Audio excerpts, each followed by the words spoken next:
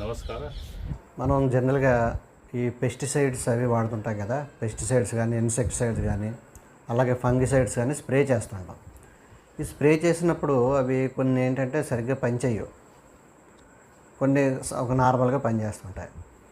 అందుకని చెప్పేసి నేను ఏం చేశానంటే ఈ గాఢ గోమూత్రంతో కలిపినటువంటి పెస్టిసైడ్ డబుల్ పవర్ వస్తుంది అని చెప్పేసి మనం లాస్ట్ వీడియోలో చెప్పుకున్నాం కదా. దాన్ని నేను ప్రాక్టికల్గా ఎలా చేసి చూపించాలి అనేది ఈ వీడియోలో చేశాను. ఇలా తయారు చేసిన గాఢ గోమూత్రంలో కలిపినటువంటి పెస్టిసైడ్ మనకి 100% దాని యొక్క ఎఫిషియన్సీ పెరుగుతుంది. మనం అంటే ఇంకోటి ఏంటంటే మనం జనరల్గా ఆర్గానిక్ పెస్టిసైడ్స్ వాడుతుంటాం. అయితే పొలాల్లో అయితే కొంచెం కెమికల్ పెస్టిసైడ్స్ కూడా అప్పుడప్పుడు వాడక తప్పదు. వాళ్ళు కూడా దీన్ని ఉపయోగించవచ్చు. కెమికల్ పెస్టిసైడ్స్ వాడుకునే వాళ్ళు కూడా, ఇన్సెక్టిసైడ్ వాడుకునే వాళ్ళు, ఫంగిసైడ్స్ వాడుకునే వాళ్ళు కూడా దీన్ని ఉపయోగించవచ్చు. ఆ విధంగా 1 కేజీ పెస్టిసైడ్ కొట్టాలనుకోండి, 1/2 కేజీ పెస్టిసైడ్ వేసుకుంటే సరిపోతుంది. దాని పవర్ 1 కేజీ పెస్టిసైడ్ కింద పనిచేస్తుంది అనమాట. ఆ విధంగా కెమికల్ కాస్ట్ తగ్గుతుంది, పొల్యూషన్ తగ్గుతుంది, కెమికల్స్ వల్ల వచ్చే పొల్యూషన్ తగ్గుతుంది. ఇది గాఢ గోమూత్ర. దీన్ని ఎలాగ ఉపయోగిస్తారో చూసుకుందాం. డాక్టర్ కిషన్ చంద్ర గారు తయారు చేసినటువంటి గాఢ గోమూత్ర ఎన్హాన్సర్ అని చెప్పేసి అంటారు దీన్ని. దీంట్లో గుణం ఏంటంటే ఆల్రెడీ టాక్సిసిటీ ఎక్కువగా ఉన్నటువంటి నేలలో కూడా దీన్ని టాక్సిన్స్ని తగ్గిస్తుంది. అంటే కెమికల్స్ బాగా వాడేసినటువంటి చోట కూడా దాని యొక్క ఎఫెక్ట్స్ తగ్గిస్తుంది అనమాట. దీని మీద ఇది 1/2 లీటర్ ప్యాకెట్స్లో దొరుకుతుంది మనకి, 1/2 లీటర్ డబ్బాల్లోని. దీని కాస్ట్ వచ్చి 300 రూపాయలు. దీన్ని ఒకసారి వాడుకోవచ్చు. 1 ఎకరానికి 1/2 లీటర్ సరిపోతుంది. మనం సింపుల్గా ఒక 10 లీటర్లకి ఎలాగో ఉపయోగించుకోవాలో చెప్తాను. 10 లీటర్లు వాటర్ తీసుకుని దాంట్లో లీటర్కి 5 ml చొప్పున, అంటే 10 లీటర్లకి ఎంత అవుతుంది, 50 ml, 50 ml గాఢ గోమూత్రాన్ని ఇందులో వేసుకోవాలి. ఫస్ట్ వేస్తున్నానండి 50 ml గాఢ గోమూత్రం. ఈ గాఢ గోమూత్రం అనేది ఎలా తయారు చేస్తారో చెప్పారు కదా. 10,000 లీటర్ల నాటు ఆవు యూరిన్ని, మూత్రాన్ని తీసుకుని దాన్ని 10 లీటర్లకు కుదిస్తారు. కోల్డ్ కండెన్సేషన్ ప్రాసెస్లో కుదిస్తారు. అంటే 10 లీటర్లు గాఢ గోమూత్రం ఈ బాటిల్లోది 10,000 లీటర్ల మామూలు గోమూత్రానికి సమానం. అంత పవర్ఫుల్ అనమాట. అంటే మామూలు గోమూత్రం అంటే ఇందులో 50 ml వేసామంటే అది ఎంత వేయాలో ఆలోచించండి. అంత వేస్తేనే కానీ పవర్ రాదు. అంత సింపుల్గా చిన్న బాటిల్లో మనకు దొరుకుతుంది. ఇదే 50 ml గోమూత్రం అంటే మనకు దగ్గర 5 లీటర్స్ గోమూత్రం వేసుకుంటేనే కానీ సరిపోదు. ఇందులో కాస్ట్ ఎక్కువ కదా, ఇదైతే కాస్ట్ తక్కువ. గోమూత్రం కింద కూడా వాడుకోవచ్చు, దీన్ని మామూలు గోమూత్రం కింద కూడా వాడుకోవచ్చు. ఏం చేసినప్పుడు 50 ml వేసాం, 10 లీటర్ల నీటిలో వేసి పూర్తిగా కలిపేసి ఇంక ఇందులో బెల్లం లాంటిది ఏం కలపక్కర్లేదు. OWDC లాగా బెల్లం అయితే కలపక్కర్లేదు. దీన్ని అలాగా పక్కన పెట్టేయించండి 24 గంటలు. 24 అవర్స్ తర్వాత తీస్తే ఫుల్గా ఫెర్మెంటేషన్ అయిపోయి చూడండి ఎలాగుందో, నురగ వచ్చేసి ఫుల్గా ఫెర్మెంటేషన్. ఇంకా ఇందులో ఏం కలపలేదు, ఓన్లీ గాఢ గోమూత్రం, నీరు అంతే. చూసారు ఎలాగొచ్చిందో? ఈ విధంగా ఫెర్మెంటేషన్ జరుగుతుంది. 24 అవర్స్ తర్వాత ఇది రెడీ టు యూజ్ అనమాట. అయితే దీన్ని ఎలా ఉపయోగిస్తామంటే మనం చెప్తాను మీకు. నేను జనరల్గా ఆర్గానిక్ పెస్టిసైడ్సే వాడుతుంటాం కాబట్టి ఈవేళ నేను వాడే పెస్టిసైడ్ని దీంట్లో కలిపేసి స్ప్రే చేద్దాం అనుకుంటున్నాను. ఎంతెంత కలుపుతున్నాను అనేది మీరు చెప్తాను నేను. ఇప్పుడు దీంట్లో నేను నీమ్ ఆయిల్, బేకింగ్ సోడా కలిపి స్ప్రే చేద్దాం అనుకుంటున్నాను. నేను మామూలు నీటితో కలిపి స్ప్రే చేసేవాడిని ఇదివరకు. ఇప్పుడు ఈ గాఢ గోమూత్రంతో కలిపి స్ప్రే చేస్తాను.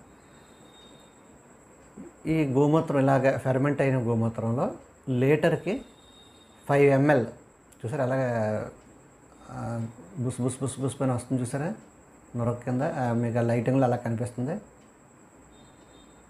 అలా ఫర్మెంటేషన్ జరుగుతూ ఉందన్నమాట. ఇంకా 24 అవర్స్ తర్వాత కూడా అంత పవర్ఫుల్గా ఉంటుంది ఇది. ఇప్పుడు దీంట్లో ఏం చేస్తారంటే లీటర్కి 5 ml చొప్పున, లీటర్కి 3 ml, యాక్చువల్గా అయితే 5 ml వేస్తాం. ఇది ఆల్రెడీ ఎన్హాన్సర్ కాబట్టి సగం వేస్తే చాలు. పెస్ట్ ఆయిల్ వేస్తున్నాను నేను. పెస్ట్ ఆయిల్ 5 ml లీటర్కి వేయాలి, 3 ml వేస్తున్నాను నేను. 3 ml సరిపోతుంది. 3 ml అంటే మన 10 లీటర్స్కి 30 ml అవుతుంది. 30 ml వేస్తున్నాను ఇందులో. 30 ml మార్క్ వరకు వేసి ఇందులో కలిపేస్తాను. యాక్చువల్గా అయితే 60 ml వేయాలి, 50 ml వేయాలి. దాంట్లో తక్కువ 25 కానీ 30 ml కానీ వేసుకుంటే సరిపోతుంది మనకి. 50 ml కలిపినటువంటి పవర్ వస్తుంది అన్నమాట. కొంతమంది అడుగుతారు ఏమంటే గోమూత్రం డైరెక్ట్గా వాడుకోవచ్చు కదా అని. డైరెక్ట్గా గోమూత్రం అంటే చాలా ఎక్కువ వాడాలండి. అంత పవర్ ఉండదు. దాన్ని కాన్సన్ట్రేట్ చేసారు కాబట్టి ఈ మాత్రం వేస్తే సరిపోయింది. మామూలు గోమూత్రం అయితే వాడుకోవచ్చు, కానీ చాలా ఎక్కువ గోమూత్రం వాడవలసి ఉంటుంది. ఓకే, ఇందులో పెస్ట్ ఆయిల్ కలిపేశాను. పెస్ట్ ఆయిల్ లేని వాళ్ళు నీమ్ ఆయిల్ కలుపుకోండి. నీమ్ ఆయిల్ దొరుకుతుంది కదా, నీమ్ ఆయిల్. నా దగ్గర పెస్ట్ ఆయిల్ ఉంది కాబట్టి పెస్ట్ ఆయిల్ వాడాను.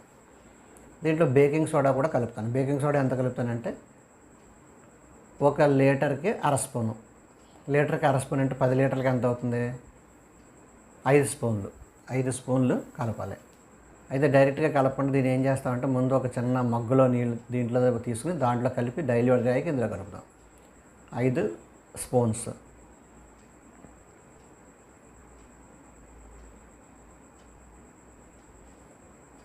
గడ్డగట్టేసినట్టున్నది బేకింగ్ సోడా.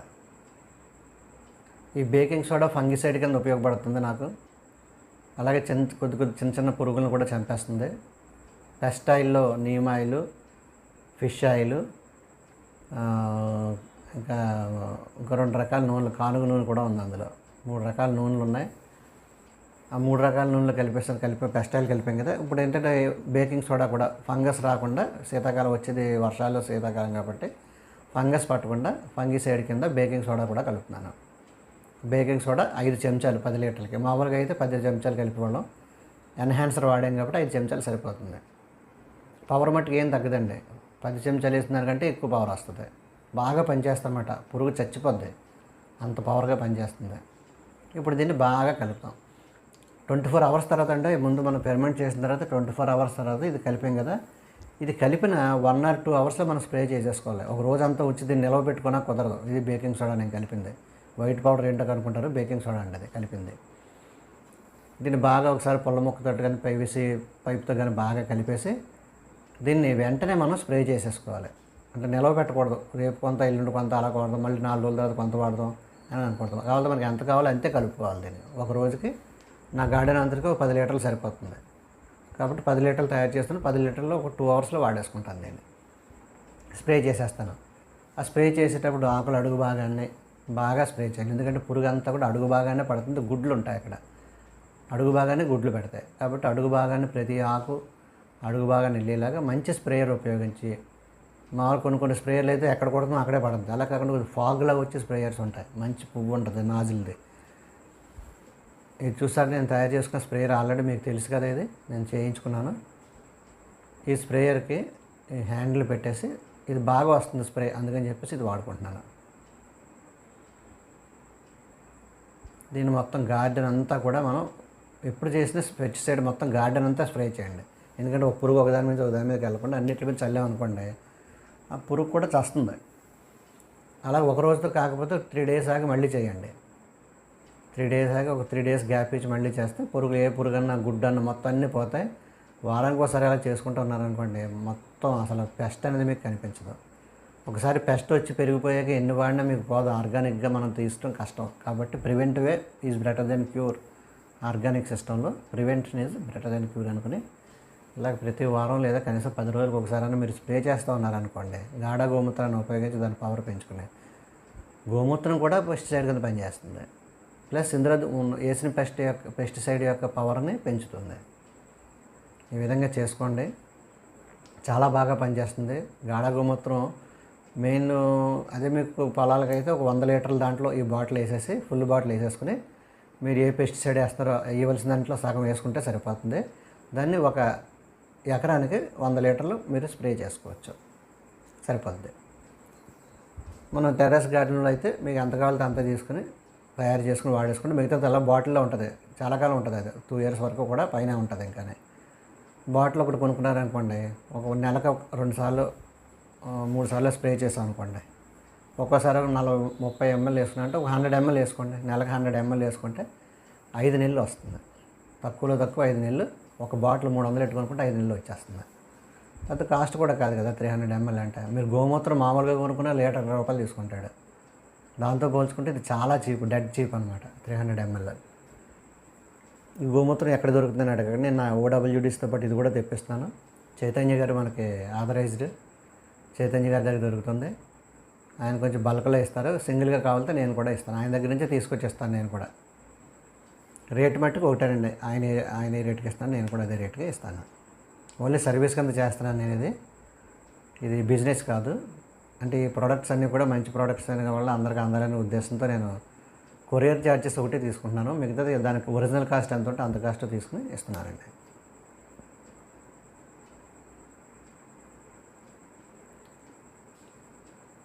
ఈ విధంగా అన్ని మొక్కలకు మనం స్ప్రే చేసుకోవాలి.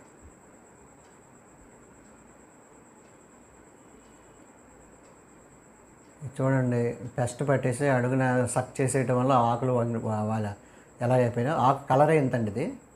ఇది ఒక మిర్చి మొక్క, పైన నల్లగా ఉంటుంది, అడుగున పచ్చగా ఉంటుంది. ఇది పెస్ట్ వలన అలాగైపోయింది. ఇప్పుడు చేసి మళ్ళీ మీకు నెక్స్ట్ వీడియోలో ఎప్పుడైనా చూపిస్తాను అలా.